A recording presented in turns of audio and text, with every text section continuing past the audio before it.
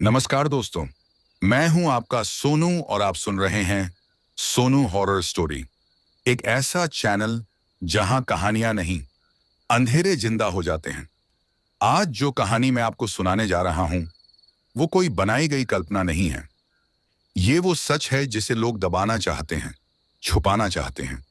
लेकिन वो हवेली, वो दरवाजा और वो आत्मा आज भी वहां किसी का इंतजार कर रही है। ये कहानी है राजस्थान की खौफनाक हवेली, जहां दरवाजे बंद करने की मनाही है। एक ऐसी जगह है जहां सिर्फ एक गलती, दरवाजा बंद करना, आपकी जिंदगी को हमेशा के लिए बदल सकती है। लेकिन दोस्तों, आप सब मेरी कहानियां सुनते हैं, डरते हैं और पसंद भी करते हैं। पर 90% लोग अभी तक चैनल सब्सक्राइब नहीं करते, ना ही लाइक और बेल आइकॉन दबाते हैं। क्या आप जानते हैं, आपका एक लाइक और सब्सक्राइब मुझे ऐसी और सच्ची डरावनी कहानियां लाने के लिए मजबूत हौसला देता है। हॉरर और रहस्य की गहराइयों में उतरना चाहते हैं तो अभी चैनल को सब्सक्राइब करें, वीडियो को लाइक करें और बेल आइकॉन को दबाएं, ताकि अगली बार जब भी अंधेरा दस्तक दे, सोनू हॉरर स्टोरिया आपके पास सबसे पहले पहुंचे। तो दोस्तों, अगर आप अकेले हैं तो कमरे की लाइट बंद कर दीजिए, और अगर हिम्मत है तो हेडफोन पहन लीजिए, क्योंकि अब जो आप सुनने जा रहे हैं वो सिर्फ कहानी नहीं, एक सच्चा श्राप है जो कभी मिटता नहीं। चलिए बिना देर किए कहानी को शुरू करते हैं। मैं हूं विनय, और जो कहानी मैं आज आपको सुनाने जा रहा हूं वो कोई सुनी सुनाई बात नहीं है। ये मेरे जीवन का ऐसा अनुभव है जिसे याद करते ही आज भी मेरी रीढ़ की हड्डी तक में सिहरन दौड़ जाती है। ये बात है साल 2016 की, जब मैं अपने दो घनिष्ठ मित्रों राहुल और अंकुर के साथ राजस्थान के एक पुराने गांव भानपुर घूमने गया था। हमारी योजना थी वहां के किले, लोक कला और रेगिस्तान देखने की। लेकिन हमें क्या पता था कि हमारी मंजिल एक ऐसी हवेली बनने जा रही है जो जिंदा लोगों को बुलाकर निकल जाती है। हम जैसे ही भानपुर पहुंचे, वहां की गर्म हवाओं में एक अजीब सी खामोशी थी। गांव के लोग बहुत मिलनसार थे, लेकिन जब हमने उनसे पुराने ठाकुर साहब की हवेली के बारे में पूछा तो सबके चेहरे उतर गए। एक बूढ़ा आदमी जो चौपाल पर बैठा था, हमें घूरते हुए बोला, बेटा, हवेली देखने का शौक है तो देख आओ, पर याद रखना, वहां कोई दरवाजा बंद मत करना, चाहे कुछ भी हो जाए। हम तीनों हंसने लगे। हमें लगा कि ये कोई गांव का पुराना अंधविश्वास होगा, पर वो बूढ़ा अपनी जगह से हिला तक नहीं। उसकी आंखों में कुछ ऐसा था जैसे वो कई रातों से सोया ना हो। अगले दिन दोपहर के बाद हम तीनों बाइक लेकर हवेली की तरफ निकल पड़े। गांव से लगभग 5 किलोमीटर दूर एक वीरान रास्ते पर वो हवेली खड़ी थी, जैसे वक्त के साथ जमी हुई कोई स्याही। उसके ऊंचे गुंबद, खिड़कियों से झांकती धूल और वो टूटा हुआ मुख्य दरवाजा, सब कुछ बेजान था, फिर भी जैसे हमें देख रहा हो। जैसे ही हमने हवेली में कदम रखा, अजीब सी ठंडक महसूस हुई, जबकि बाहर का तापमान 42 डिग्री था। अंदर घुसते ही दीवारों पर बने चित्र, पुराने फर्नीचर और झाड़ झंखाड़ में लिपटी सीढ़ियां, सब कुछ जैसे किसी बीते युग का मरा हुआ ख्वाब था। हमने हवेली की सबसे खुली जगह पर टेंट लगा लिए। राहुल तो बहुत उत्साहित था। भूत वूत कुछ नहीं होते, उसने कहा। रात होते होते हवेली में अजीब सी आवाजें आने लगी, कभी किसी दरवाजे के चरमराने की, कभी हल्की सी हंसी की। मैंने ये आवाजें अनसुनी की, पर अंकुर बार बार चौंक रहा था। करीब 2 बजे रात मैंने आंखें खोली और देखा, हवेली के दूसरे कोने में एक दरवाजा धीरे धीरे अपने आप खुल रहा था, और वहां से कोई परछाई बाहर निकल रही थी। मैं हिल नहीं सका, शरीर जैसे किसी ने जकड़ लिया हो। राहुल और अंकुर गहरी नींद में थे, पर मुझे लग रहा था जैसे कोई हमारे टेंट के पास खड़ा हमें देख रहा हो। सुबह सब कुछ शांत था। सूरज की किरणें हवेली के अंदर झांक रही थीं, जैसे वो भी कुछ ढूंढ रही हों। राहुल को जब मैंने रात की बात बताई तो उसने मजाक उड़ाया, बड़ी जल्दी डर गया रे तू, नींद में सपना देखा होगा। पर अंकुर ने मेरी तरफ ऐसे देखा जैसे वो कुछ छुपा रहा हो। वो बोला नहीं, लेकिन उसकी आंखों में जो डर था वो मैंने पहली बार देखा। उस दिन दोपहर में हमने हवेली के नीचे जाने वाली एक पुरानी सीढ़ी देखी जिसे मिट्टी और पत्थरों से ढका गया था। ऐसा लगा जैसे किसी ने जानबूझकर उसे छुपाया हो। हमने मिलकर उसे हटाया और नीचे उतरने का फैसला किया। सीढ़ियां पतली और गीली थीं और नीचे था एक बड़ा अंधेरा कमरा जिसमें एक विशाल ताला लगा था। ताले के पास एक तख्ती लटकी थी, इस दरवाजे को कभी मत बंद करना। हम तीनों एक दूसरे को देखने लगे। राहुल हंसते हुए बोला, कहाँ का दरवाजा और कहाँ की मनाही, आओ अंदर चलते हैं। हमने दरवाजा खोला और उस पर ठंडी हवा का एक झोंका ऐसा आया जैसे किसी ने सांस अंदर खींची हो। हम तीनों उस अंधेरे तहखाने में उतरे। हाथ में बस मोबाइल की टॉर्च थी और दिल में अजीब सी बेचैनी। जैसे जैसे हम नीचे उतरते गए, हवा और भी भारी होती चली गई। श्वास लेना मुश्किल लगने लगा। दरवाजा आधा खुला था और उसके भीतर था एक बड़ा सा कमरा जिसकी दीवारें काले धुएं से सनी हुई थीं। कमरे के बीचों बीच पड़ा था एक लकड़ी का चौकोर बक्सा जिस पर लोहे की कीलें ठोंकी गई थीं, बिल्कुल वैसा जैसा तांत्रिक अनुष्ठानों में इस्तेमाल किया जाता है। दीवार पर लाल रंग से कुछ लिखा था, यहां जिसे बांधा गया है वो अब तक जिंदा है, पर दरवाजा बंद हुआ तो सब मरेगा। मैंने मोबाइल की टॉर्च उस दीवार पर घुमाई और वहीं पर कई नाम खुदे हुए थे, सभी एक जैसे हर्फ में, और सबसे आखिरी नाम अंकुर। हम सब चौंक पड़े। ये देख, ये मेरा नाम है। अंकुर की आवाज कांप रही थी, उसकी आंखें फैल गई थीं। राहुल हंसते हुए बोला, क्या बकवास है, किसी और का नाम होगा, तेरा कोई नाम ही नहीं यूनिक है।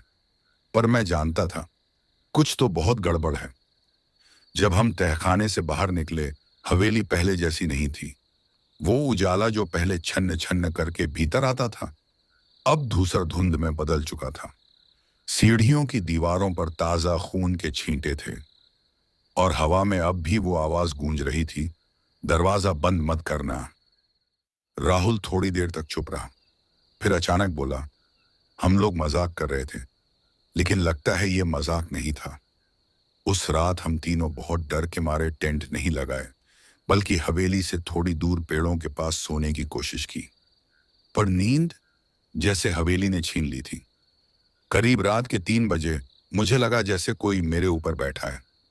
आंखें खोलते ही मैंने जो देखा, एक औरत की उल्टी घूमी हुई गर्दन जो मुझे घूर रही थी। उसके होंठ फटे हुए, आंखें सूजी हुई और बाल हवा में लहराते हुए। उसकी आवाज बिल्कुल सूनी थी, जैसे गले से हवा निकल रही हो। दरवाजा बंद क्यों किया? तुमने वादा तोड़ा, अब कोई नहीं बचेगा। मैं चीखना चाहता था पर गला सूख चुका था। उसी वक्त राहुल और अंकुर जागे और भागते हुए मेरे पास आए। क्या हुआ विनय, किससे बात कर रहा था? अंकुर बोला। मैंने इशारा किया उस जगह की ओर, लेकिन वहां कुछ नहीं था। अगले दिन हम गांव के उस बूढ़े आदमी के पास पहुंचे। उसने हमें बैठाकर सुनाई हवेली की सच्ची कहानी। वो हवेली कभी एक तांत्रिक के अधीन थी जो ठाकुर साहब के बुलावे पर वहां रहने आया था। उसने वहां मौत को बांधने की कोशिश की थी और कहा था कि अगर कभी दरवाजा बंद हुआ तो उस बांध में दबी आत्माएं सबको खा जाएंगी। उसने हमें बताया, आज तक जो भी उस तहखाने का दरवाजा बंद करके वहां से भागा वो वापस नहीं लौटा। उन सब के नाम उसी दीवार पर खुदे हैं। अंकुर का नाम इसलिए है क्योंकि तुम्हारी आत्मा ने दरवाजा बंद करने की सोची थी। हमारे पैरों तले जमीन खिसक गई। लौटने की तैयारी। हमने उसी शाम वहां से निकलने का फैसला किया, पर जाने से पहले अंकुर अचानक बोला, मुझे कुछ बंद करना है। हम चिल्लाए, नहीं, हवेली में वापस मत जा। पर वो सुन नहीं रहा था। वो उसी तहखाने की तरफ दौड़ा। मैं और राहुल उसके पीछे भागे। जब तहखाने के दरवाजे तक पहुंचे तो देखा अंकुर अंदर जा चुका था और दरवाजा धीरे धीरे बंद हो रहा था। जब हमने देखा कि अंकुर तहखाने के अंदर जा चुका है और दरवाजा खुद ब खुद बंद हो रहा है, हम चीखते रह गए, अंकुर वापस आ जा, मत कर ये गलती। पर दरवाजा जैसे किसी अदृश्य ताकत ने पूरी ताकत से झटक कर बंद कर दिया। एक धाए की आवाज हुई और हवेली में गूंज उठी सदियों पुरानी चीखें। दरवाजा बंद होते ही पूरी हवेली में अंधेरा पसर गया। हमारे मोबाइल की टॉर्च तक बंद हो गई। मैं और राहुल दरवाजा पीटते रहे। अंकुर बोल, कुछ तो बोल। भीतर से आवाज आई, पर वो अंकुर की नहीं थी। वो एक औरत की थी, वही जो रात को मेरे ऊपर बैठी थी। अब इसे यहां रहना होगा। इसकी आत्मा अब बांधी जा चुकी है। हवेली की तबाही। दरवाजा पीटते हुए हमारी आंखों के सामने दीवारें खुद ब खुद फटने लगी। हवेली जैसे जीती जागती चीज बन गई हो। सीढ़ियां हिलने लगी, खिड़कियां चिल्ला रही थीं और जमीन से किसी के घिसटने की आवाज आ रही थी। हम दोनों वहां से भागे, पर हवेली के बाहर एक अदृश्य दीवार बन चुकी थी। हम फंस चुके थे। तांत्रिक की आत्मा। तभी हवेली के दरवाजे के पास धुएं का एक भयानक गुबार उभरा और उसमें से निकला एक अधजला आदमी, जिसके माथे पर तांत्रिक चिन्ह गुदे हुए थे। उसने कहा, तुम लोगों ने दरवाजा बंद कर एक आत्मा को मुक्त कर दिया, लेकिन एक दूसरी आत्मा को कैद कर लिया है। यह हवेली अब फिर से जाग चुकी है। हम कांपते हुए बोले, कौन? कौन सी आत्मा?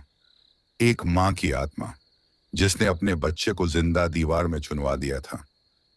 अब वो खोज रही है अपना बच्चा, और तुम्हारा दोस्त अब वही बच्चा बन गया है। हमें सीढ़ियों से फिर वही चीख सुनाई दी, विनय, मदद कर। हम भागे तहखाने की ओर, पर दरवाजा अब एकदम सील हो चुका था। राहुल ने किसी लोहे की रॉड से दरवाजा तोड़ने की कोशिश की और दरवाजा फटाक से खुल गया। भीतर जो देखा, हमारी रूह कांप गई। अंकुर दीवार में आधा गड़ा हुआ था, आंखें लाल और शरीर जैसे पत्थर बन चुका हो।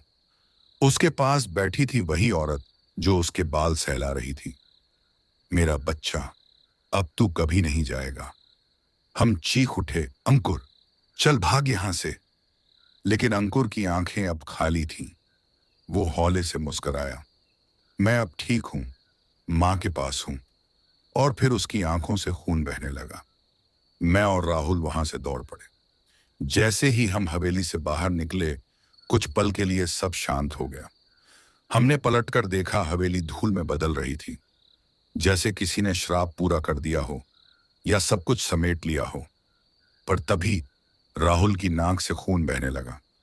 उसने मेरी तरफ देखा, उसकी आंखें लाल हो चुकी थीं। अरे विनय, मैं भी उस कमरे में कुछ देर गया था, मुझे भी कुछ दिखा था, और अब मेरे अंदर कुछ चल रहा है। राहुल की आंखें लाल थीं, चेहरा पीला पड़ चुका था और नाक से खून बहता देख मैं समझ चुका था, हवेली अभी खत्म नहीं हुई है। अंकुर तो वहीं छूट गया, पर अब राहुल भी धीरे धीरे उसकी तरह बन रहा था। मैं भागते भागते सीधा उसी गांव के बुजुर्ग बाबा के पास पहुंचा, जिसने हमें हवेली के बारे में पहली बार चेतावनी दी थी। उन्होंने मुझे गुस्से से देखा। कहा था ना दरवाजा बंद मत करना। अब तू अकेला नहीं है, तेरे दोस्त के साथ भी मौत बंधी है। मैं गिड़गिड़ाया, बाबा कोई रास्ता बताइए, मैं राहुल को नहीं खो सकता। बाबा ने गहरी सांस ली और एक मिट्टी की पुरानी किताब मेरे सामने खोली। उसमें लिखा था, जिस आत्मा को तांत्रिक ने बांधा, उसकी मुक्ति तभी संभव है जब कोई जीवित आत्मा उसकी जगह ले, और वही आत्मा फिर अपना संकल्प तोड़े, यानी दरवाजा खोले। मैंने फैसला कर लिया, मुझे फिर से उस हवेली में जाना होगा। उस रात राहुल को बेहोश कर मैं उसे बाइक पर बिठाकर उसी वीरान रास्ते से हवेली की ओर चल पड़ा। अब हवेली की जगह पर खंडहर बचा था, पर जब मैं वहां पहुंचा, एक झटका लगा। हवेली वापस खड़ी थी, जैसे वो मेरे इंतजार में थी। मैंने राहुल को अंदर ले जाकर तहखाने का दरवाजा खोला। इस बार मुझे कोई रोका नहीं, कोई हवा नहीं चली, बस भीतर गहरा सन्नाटा था। जैसे ही मैंने दरवाजा पार किया, वो औरत फिर सामने थी, उलटे पांवों से चलती हुई, सिर टेढ़ा, आंखों में वो भयानक खालीपन। फिर से आया है? क्या अब तू बनेगा मेरा बच्चा? मैंने कांपती आवाज में कहा, हाँ, अगर इससे मेरे दोस्तों को मुक्ति मिलती है तो मैं तैयार हूं। उसने मेरी तरफ हाथ बढ़ाया। जलती हुई लकड़ी सी हड्डियां थीं, मैंने आगे बढ़कर अपने हाथ उसके हाथ में दे दिए। तभी राहुल की चेतना लौटी। वो चिल्लाया, नहीं विनय, तू ऐसा नहीं कर सकता। पर अब बहुत देर हो चुकी थी। औरत ने मुझे खींचकर दीवार के पास ले जाकर कहा, तू अब मेरा बेटा है, लेकिन ये श्राप वहीं रुकेगा जहां शुरू हुआ था। दरवाजा खोल। मैंने कांपते हुए दरवाजा खोला और एक पल में पूरा तहखाना भस्म हो गया।